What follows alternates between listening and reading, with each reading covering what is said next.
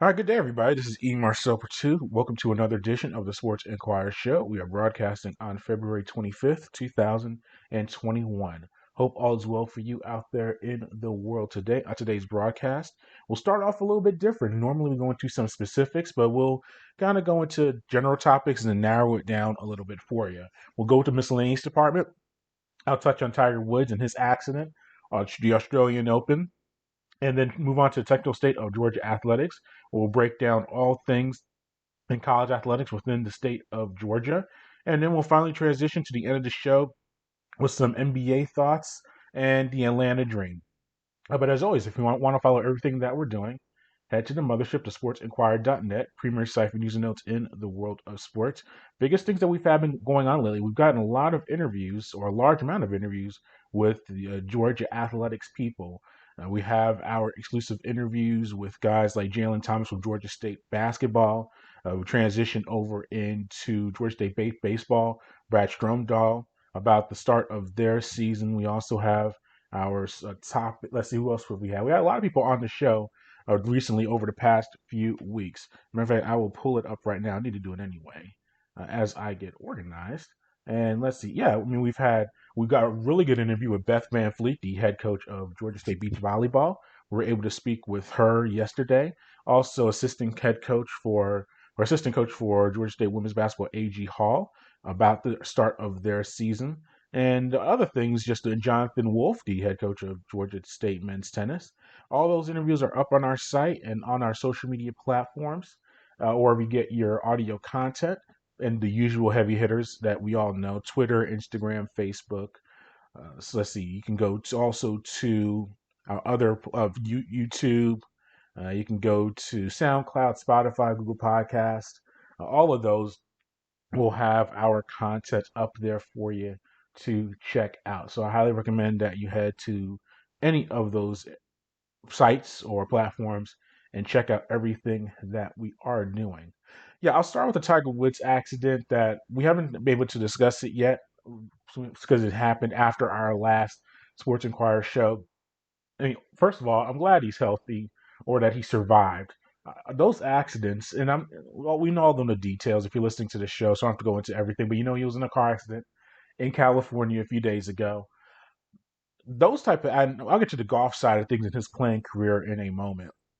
But those types of accidents not only cause paralysis, amputations, death, a fatality. I'm less concerned about him being able to get back on the golf course and more about him living a normal life. I mean, the way he broke his leg and had those lower extremity injuries.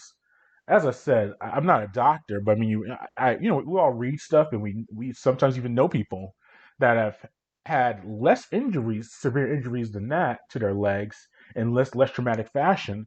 And I said they've lost function of their legs, which has caused an amputation. We know people that have died from that, a paralysis. I mean, he really could have suffered I mean, and he did suffer some major injuries. I mean, the way he broke his legs, and he's gonna be in for a long amount of rehab just to walk again and to be back to normal by life standards. And that's what I'm more concerned about than anything for him. Well, when he's alive, and it sounds like he didn't really suffer any head injuries or trauma in that way, as far as a concussion or brain injuries, because that's another thing that you can get with the way his car looked and the way he flipped. I mean, all that stuff could have happened. So if he's just dealing with some broken legs, well, I say just with broken legs, it's not good, but it could have been a lot worse. But if he could just get to normal life, as far as being able to walk and have his legs working again, I mean, we inserted a lot of rods and pins, and you worry about infection. We saw Alex Smith, the quarterback for the Washington football team, when he broke his leg a few years ago. He's made it back to the football field, thankfully for him, but it was the infections that really messed up his leg for a very long time. So that's what you're more concerned about than him being able to play the Masters this year or be able to play the British Open and whenever he returns. And that's as far as him playing again. He's a tough guy. I mean, and then with him too, we know all of the back injuries he's had over the years, and it looks like that may have not been re-aggravated, or it may have. We don't know the full story yet because he had the surgeries. He's in recovery. That stuff might come back physically. He has so much trauma. His back as a it might become an issue again. But he just had surgery in December a few months ago.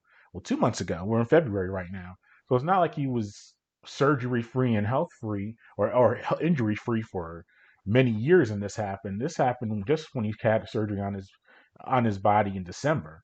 So all of that said, all that put together, will he play again? I'm sure he will. I mean, I say he's a tough guy. He's not going to go out like this. Will he compete for majors again in championships? I don't know if he was really at that stage of his career anyway. We know a few years ago he won the Masters. And that was an awesome moment for him. 2019, he won the Masters. That was a one of the greater sports stories. And that was a really big validation of his comeback. Does he have it in him again to do that again? I don't know. But I mean, as far as a career, he was pretty much towards the tail end of really being a competitive champion golfer. In that regard, so I don't know if he's going. Is he still going to play? He's going to play some tournaments. He might even win a few. But I think the days of him being dominant were already, past. But we've seen him have a place in the golf world. Obviously, he draws a lot of attention. We've seen him playing with his son a few months ago, and that's what you think too. And where he was so happy playing with his son a few months ago, and doing that pro-am tournament and everything like that. He could have lost all that just in that car accident. So luckily he's alive and he can be with his family and all of that stuff. But as I said, yeah, and the media coverage, I will say this. I stopped watching the television really a lot of my television viewing. I watched a lot of the sports networks and I watched a lot of news networks and things like that. And it was all about, and I understand this Tiger.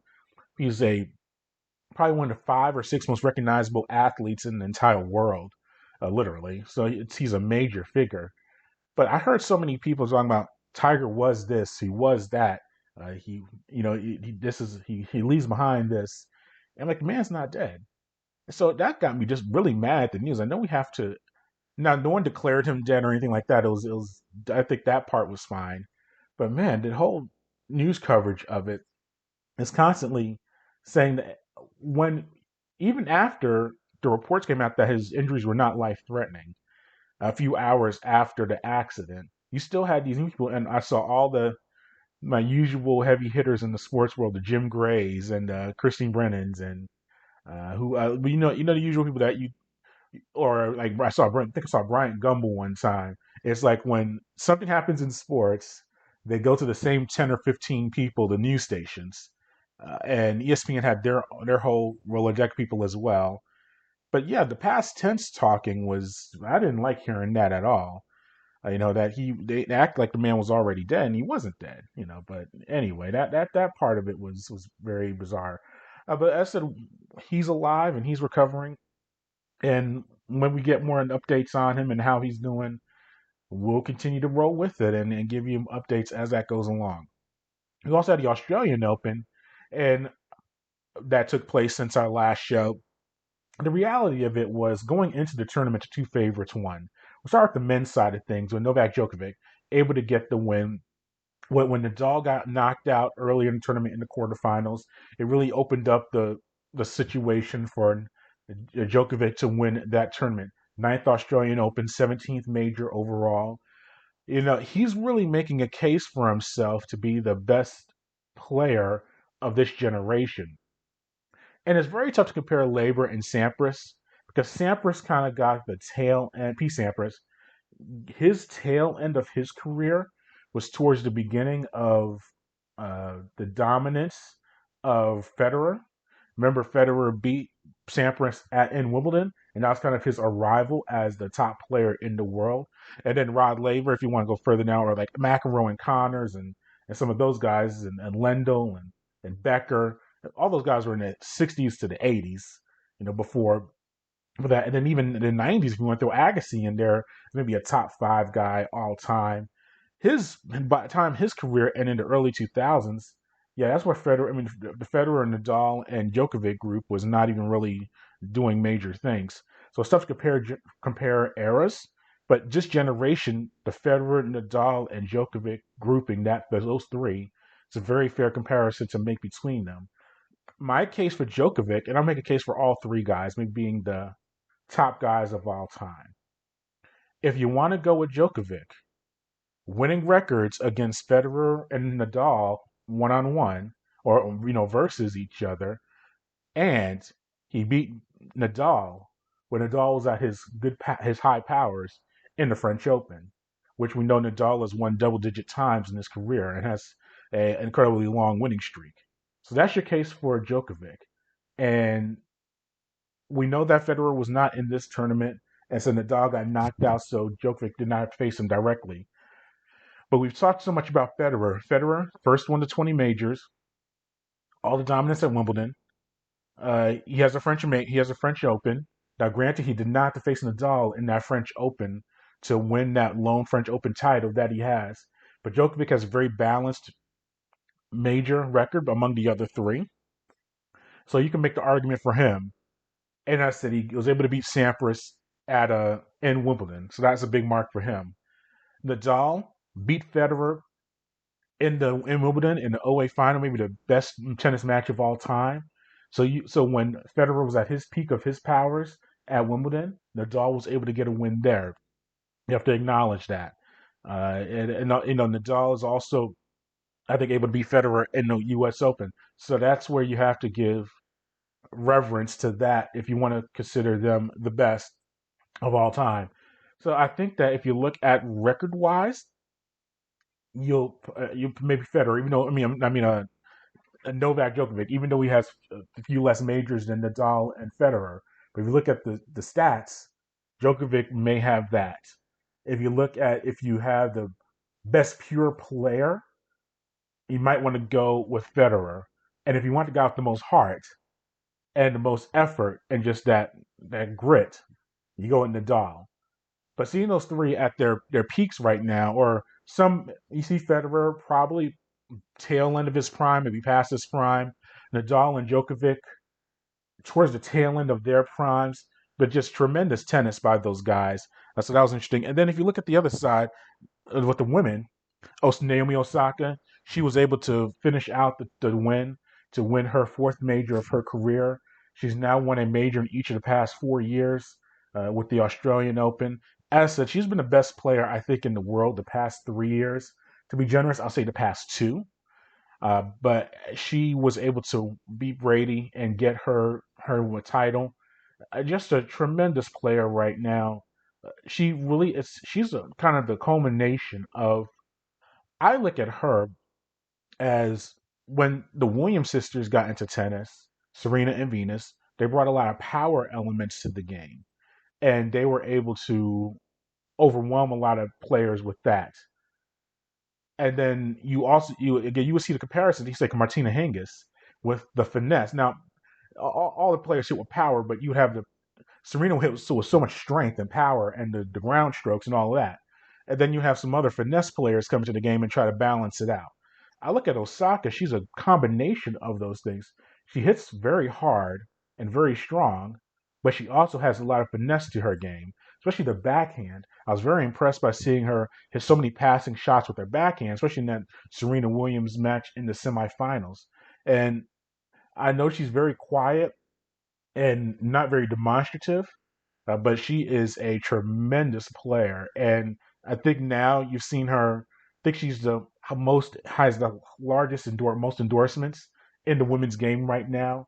She has a very interesting cultural background between the. She represents Japan, but she's also has a lot of American roots or United States roots. And then her father, I believe, is Haitian, so you have that international appeal to a lot of different levels. But it's her game right now. She has become the premier player in women's tennis, and the Australian Open showed that over the past few weeks.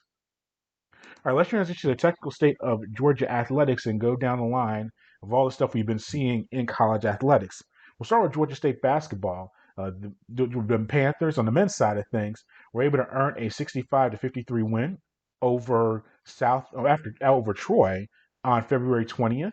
Jalen Thomas was nearly perfect from the floor with 16 points. He only missed one shot from the field and had 5 rebounds on the contest. But before we get to Jalen's performance, let's hear from Rob Lanier, the head coach of the Panthers, on the victory.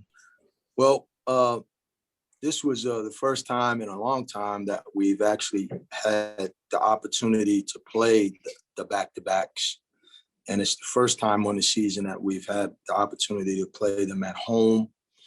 And so we anticipated, having won last night, that that Troy would come out with great effort and defensive intensity, because they're a very good defensive team, and try to control the pace more than they were able to do yesterday. And that's what we saw. We did a good job in the first half. We had a great stretch defensively ourselves that gave us a little bit of separation in the first half. And then in the second half of the game, they made a run after we had gotten some real separation, and it looked like maybe we could really take control. The game got down to 6, and I think it was good for our team, because those tense moments in the game, the rest of the season is going to be filled with those. And we haven't been great in those moments where there was that tense, competitive situations with the game in the balance. And we're growing in those moments. And the fact that tonight provided some more of that for us, even though we rather had gotten some separation. But the fact that we stuck together, and we're starting to see some more leadership from Ellie and Corey and Kane, there's some stability developing inside of our group. So it was good to see that tonight. All right, and that was Rob Lanier, head coach of the Panthers, on the victory for Georgia State. Ed Thomas, as I mentioned, 16 points, a career high at that point. And we'll get to the next game in a moment. He went 6-7 from the floor, 4-4 from the free throw line, and also had 5 rebounds. And I was able to ask Coach Lanier directly about Thomas's performance.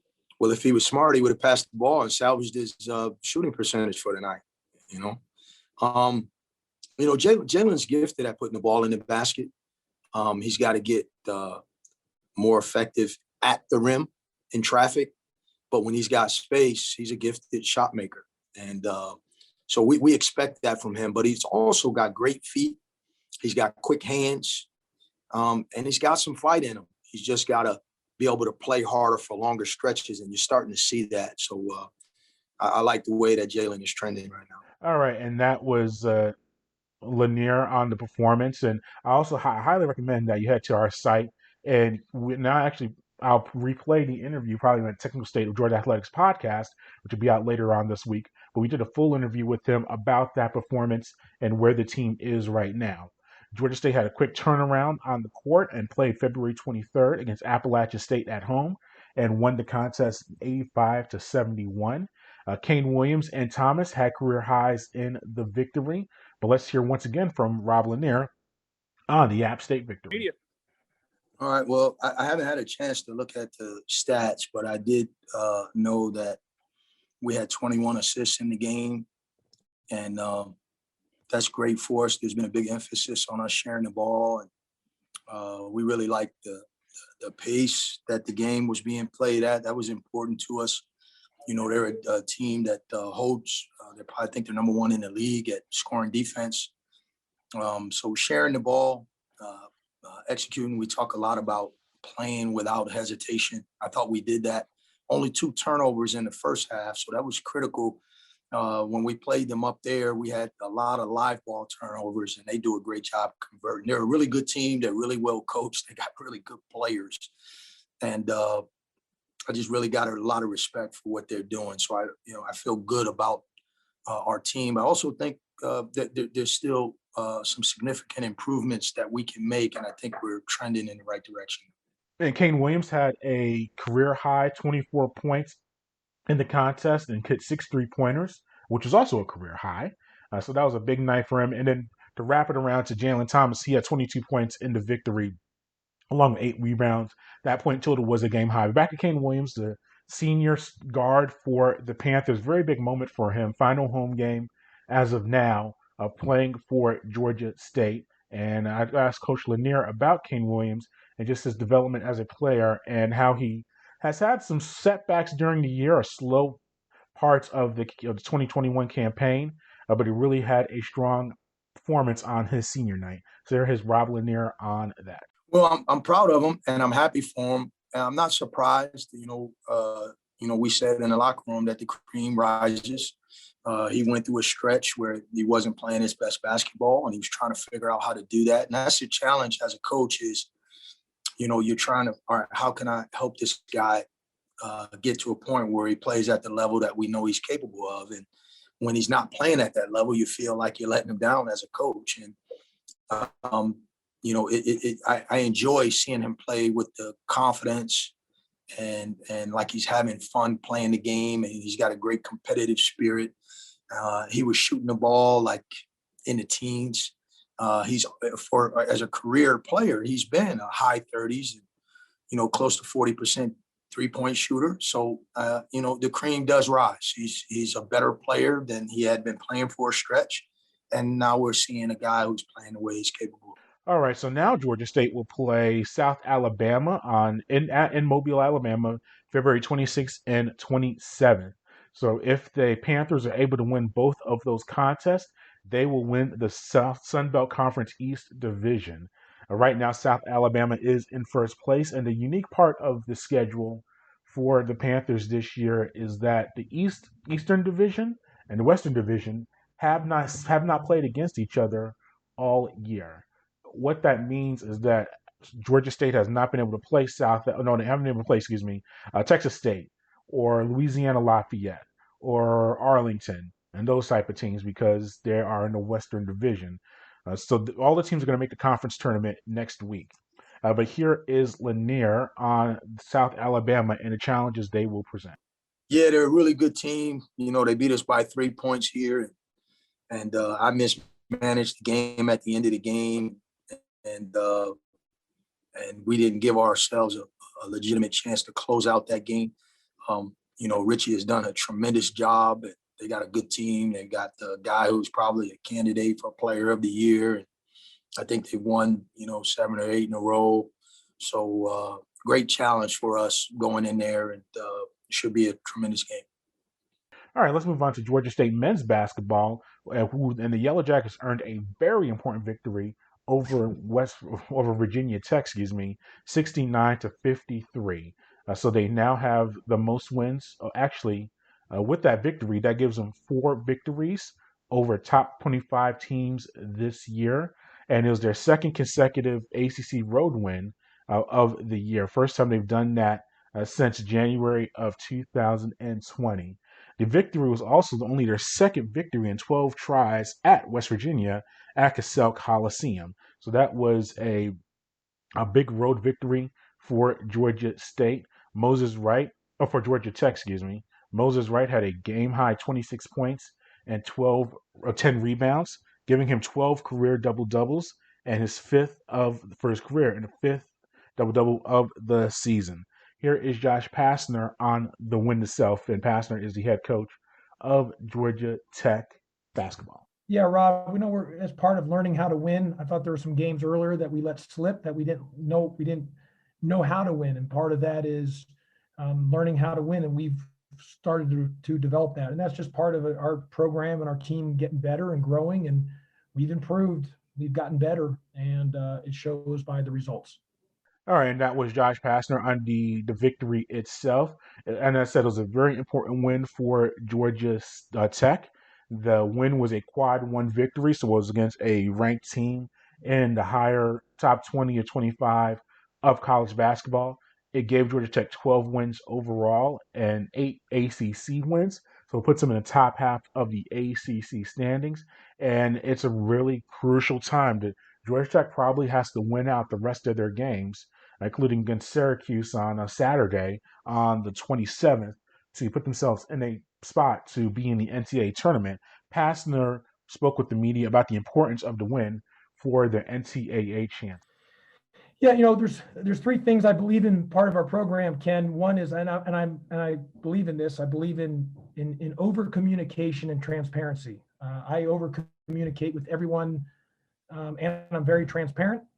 I believe in keeping things simple, and then third, you got to go execute what your game plan of what you're trying to do. And so, part of the strategy one of over communicating and being transparent with my team, the student athlete, anyone, they know the deal. We weren't hiding anything that this was an important game, but every game's important. I've never coached in a game that hasn't been big in my mind, but we understood the value of this. We're coming down to crunch time here. We needed a quad one game on the road. This is our fourth top 20 win this year, and we needed that extra game to go on our resume. So our guys knew that, and it was a huge win for us. All right, and that's a Georgia Tech basketball or men's basketball will be playing Syracuse this upcoming weekend. We'll have a recap of that after it happens. It was also a start this past week of college baseball for a lot of the local programs, including Georgia State. They were able to win 2 out of their 4 contests against nationally ranked West Virginia over this past weekend, including 2 wins on this past Saturday. They won 7-6 in 10 innings on a walk-off or game-winning hit by a senior Ilian Morejo, to earn the victory in that contest. And then they won the second game 20-4. So that was the first wins over a ranked team since 2018. So first wins over ranked teams since 2018, and first time they won 2 straight games against a ranked squad since Coastal Carolina in that same 2018 campaign. Highlights for the Panthers, as I mentioned, Murillo had his 6 RBIs and 4 runs scored during that doubleheader. Will Mize, who leads the team in hitting, had a home run in that second game to earn the victory for the Panthers. He had 6 hits overall on the day. I was able to speak with head coach Brad Stromdahl about the opening weekend for the Panthers. Yeah, no, I mean, it was great. I mean, it was great to just get out there. I think that, Friday for everybody, them and us, it was a matter of just kind of, hey, it's great to be out on the field again, to compete against another team and to, be outside. I think it was just like those nerves of just your first day. And so we had an excellent performance from Ryan Watson on the mound, Tyler Cook, Joseph Brandon, really, really did a good job. Took them to extra innings the first game. We had an opportunity to win in the bottom of the 9th. We had to run our second base with our leadoff guy and our number 2 hole up, and we just couldn't come through. They were throwing really good pitchers, and we just didn't get a big hit. They got a big hit the next inning, but it was a great game. We lost 3-2. Turned around that next day and just really, really played well. And each and every single pitch, we continued to get better. And so just kind of the main takeaway of the weekend is just that we had a fabulous time. We were able to get outside and play baseball against a really good team, against good competition, and I think that we got better each and every day. Yeah, that second day you swept a doubleheader, including the extra innings win, 7-6 in 10 innings the first game, which Ilian with the game-winning hit. What about executing situational baseball and being able to win that type of contest early in the year for your squad? Oh, it's great. I mean, I think it puts a little jolt of energy in you when you have a walk-off. Doubleheaders are so hard to win the 2 because whoever wins the first game kind of loses the momentum, and the second game, the loser kind of has momentum because the scoreboard's cleared and you're back to 0-0. But when you walk off on the first game, you are able to kind of carry that momentum into the second game. And so Elion had a huge hit. We were able to do some things and execute well enough to win. I think that, I think both sides would come away from the weekend saying we need to execute better on a lot of different fronts. But, ultimately we got 2 wins that day, and, we did what we needed to do, and it's very, very, very pleasing to have that end result. Yeah, and Will Mize had a homer in that second game, which in that doubleheader, you won 20-4. So we had 6 hits on that day and leads the team in batting average. What about his fast start at the plate for you? Oh, it's been awesome. And, a lot goes to our hitting coaches and our approach and going back through and making sure that we're getting them prepared for those moments. And, once those moments happen, it's up to the kid. And, Will did a really good job. He hit the ball the other way. He did a good job hitting in the 4-hole. It's hard to hit in the 4-hole. And he's a very talented freshman. And we're excited for big things to come from him.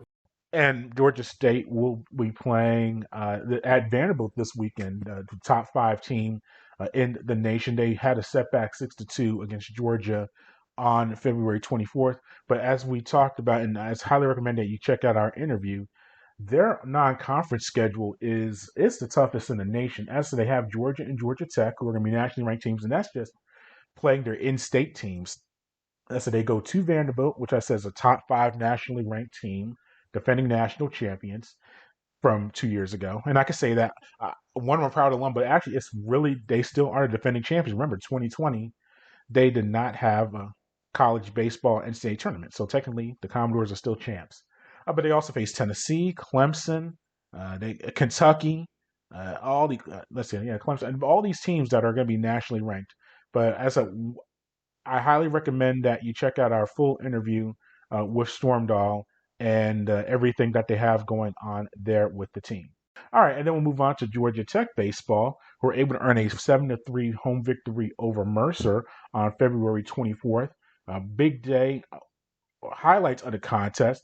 Freshman catcher Kevin Parada went 4 for 4 from the plate, including a home run. But then the pitching staff for Georgia Tech only allowed 5 hits overall against the Mercer Bears. We were able to talk to Danny Hall, head coach of the team, about the victory. Helped us relax a little bit. I thought Court Rodig, it was good to see him bounce back and throw the ball well. Thought everybody behind him threw the ball well, and then just obviously ninth inning, we made it interesting.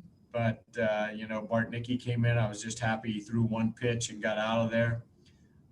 Kevin Parada, just tremendous day. I think he's going to be a really, really good player. And he had a really, really good day. I thought, his hitting kind of sticks out in that box score, but I thought he caught and just blocked pitches really well.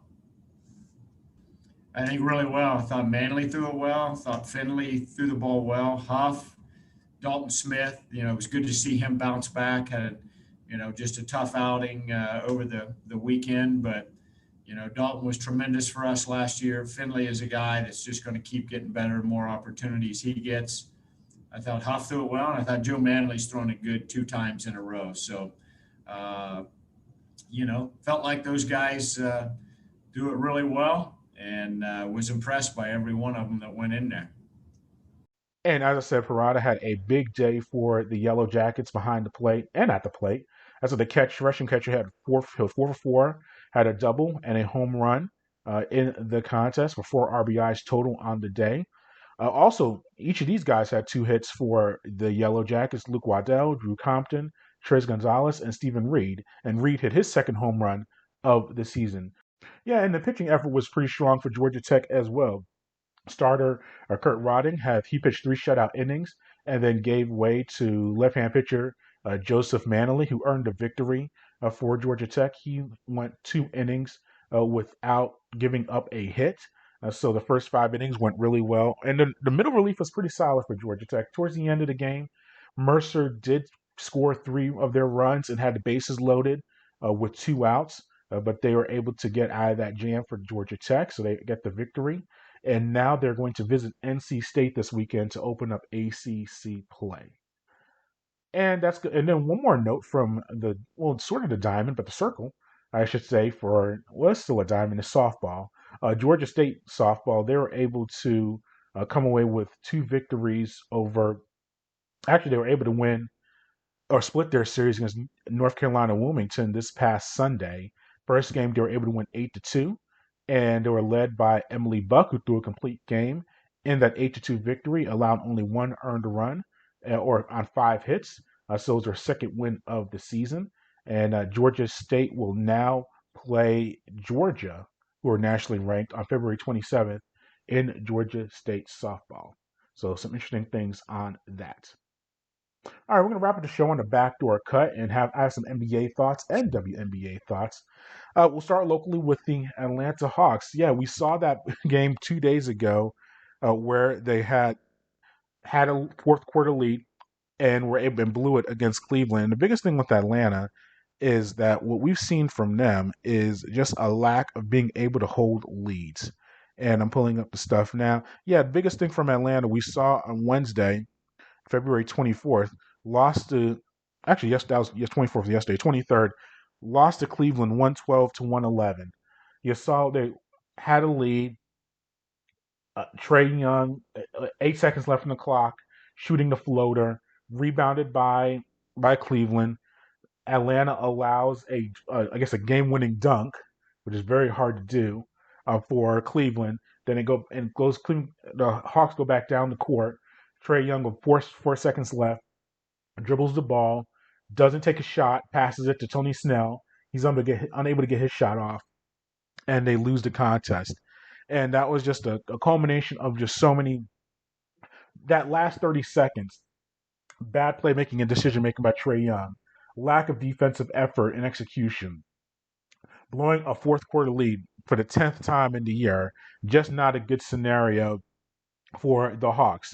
But to be fair, the turnaround was very good for them. They were able to defeat the Boston Celtics last night by the score of 127 to 112. The big story from the night was Danilo Gallinari, who has not had the best start to the year for the Atlanta Hawks, but came off the bench, 38 points, 10 3-pointers, 13 to 16 from the field overall, 6 rebounds. Some of those are career highs. Just a big night for him. And Trae Young, you saw him have a very aggressive approach to the contest. He had 20-plus points in the first half. He finished with 33 points overall. Just a very good win for the Hawks, who, if you look at the standings right now, which we're going to pull up right now, they're in 11th place right now in the standings. They're 14 and 18 overall. It's a team that you expected to be a playoff squad, and they still could be in the playoffs, but they've just disappointed in their play so far this year. And look, I know that keep talking about the injuries to Rondo and DeAndre Hunter, and I like DeAndre Hunter. Solid two-way player. I think he could play potentially at an all-star level in the future. But if you're relying on DeAndre Hunter to be the reason you win and lose games, that's not a good situation for your squad. It's the same thing I heard, and I'll give Nick Wright credit, the commentator he's on Fox Sports. I was watching their stuff today, and the Celtics, they're 15 and 17, they're not much better. And everyone's talking about, the Celtics, they're struggling with their injuries. If you're relying on, especially with the Celtics, you have 2 all-stars, and legitimate all-stars, and Jaylen Brown and Jason Tatum, and you're relying on Marcus Smart to be the reason for your wins and losses. That's not. And Marcus Smart is a good player. He brings a lot of energy, solid defensive effort, but he should not be the reason you're winning and losing games. And it's the same thing with the Hawks with DeAndre Hunter. He should not. DeAndre Hunter's presence should not mean that you're winning and losing a contest. That's not the way it should work. I mean, you've had Capella, Trae Young, John Collins. That should be enough, and that should be enough for you to be much better than you are right now. But it's a good win for Atlanta. They got to keep it going. And as I said, look at the standings right now. The only locks I see, honestly, for playoff teams in the East is Philadelphia, Brooklyn, Milwaukee, and everyone else in the East is under 500 or worse. Because Indiana's the 4 seed at 15 and 15, and then everyone else in the Eastern Conference is below 500, which means that if the Hawks can find a way to get on a good run at some point in their schedule, they can find themselves within that top 8. So that's the good news for it. But overall, I think if you and I worry about then it's the same deal with and we'll get to the Lakers in a moment.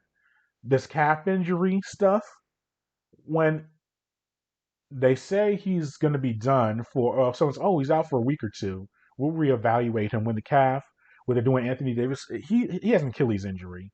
I don't want to say it's torn. I don't want to put that on the man. But if it's taken this long to diagnose a calf injury, that's not a good situation. With DeAndre Hunter, it's been 2 weeks for about 4 weeks. Well, you get what I'm saying. He's going to be out a few months. I think that's just the reality of it. And same thing with Chris Dunn.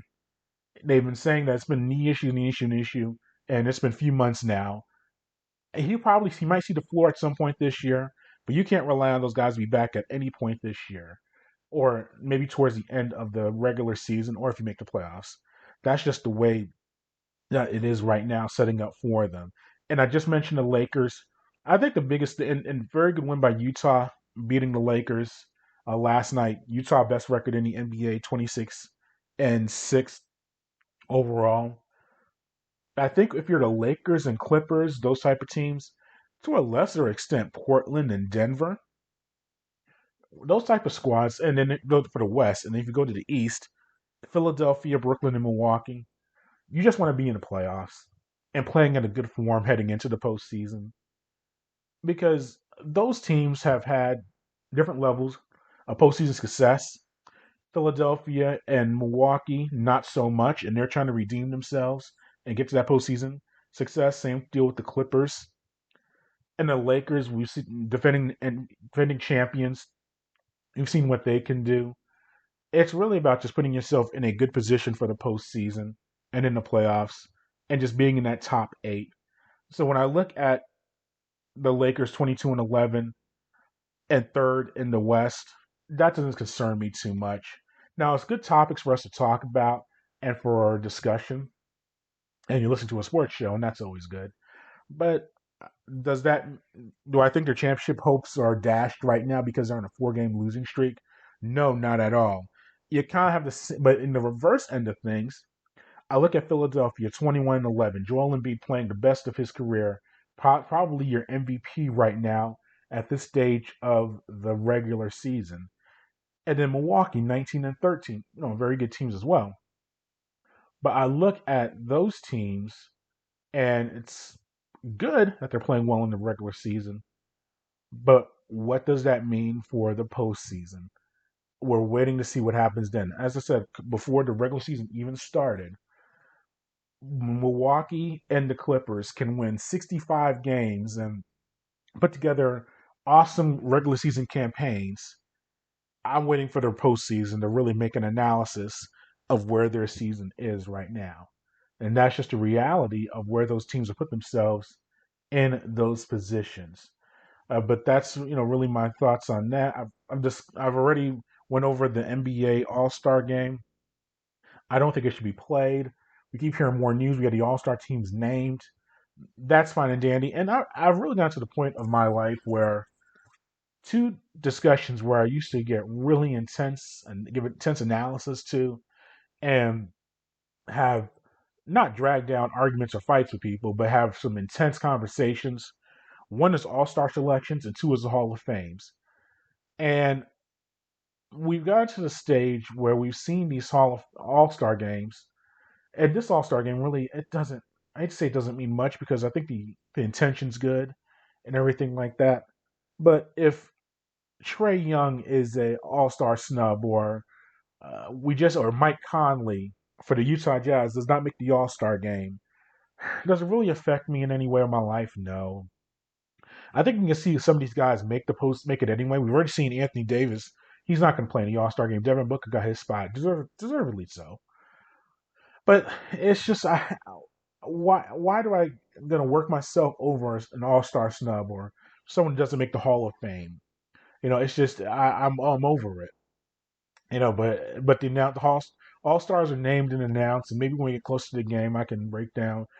And that's another thing. Why am I going to do the whole debate, especially the All Star game? I could go 10 minutes. I said why Mike Conley should make the All Star game from Utah, and say it's a travesty. By the time I do my next show, someone's going to back out of the game. He's going to be in the All Star game. So that's why I'm going to hold off on these All Star snubs until maybe a little bit later on everything that's going on. And then finally, we'll show some love to the Atlanta Dream. They are about to start their training camp preparations over the next few weeks. We were able to speak with head coach Nicki Collen about the Atlanta Dream and what they have been doing this offseason and on some of their free agency signings. So let's hear from Coach Collen about that. Yeah, I mean, hopefully we're not done, but I feel good about how it started, and really, in essence, where we're at right now. I think for us, we really thought a year ago that we needed a stretch 4 to make us good. I mean, when you think about our spacing and our issues offensively, we just really have not put a player at that power forward position, that can stretch the D, which makes the lane tighter for our guards. It makes the lane tighter for Elizabeth on rolls.